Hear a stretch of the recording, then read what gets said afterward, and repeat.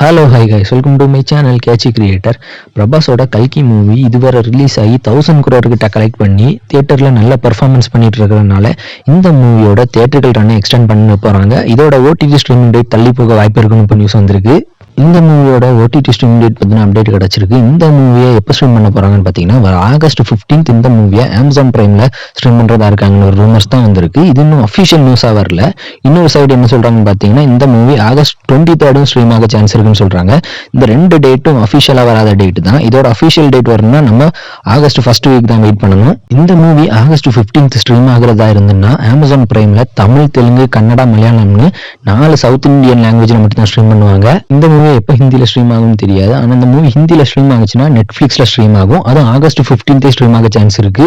இந்த ரெண்டு டேட் வர ரூமர்ஸ் தான், இன்னும் அஃபிஷியல் அனௌன்ஸ்மெண்ட் வரல. இதோட அஃபிஷியல் ஸ்ட்ரீமிங் அனௌன்ஸ்மெண்ட் வந்தது நானே அப்டேட் பண்ணுறேன். மறக்காம நம்ம சேனலை சப்ஸ்கிரைப் பண்ணிக்கிடுங்க.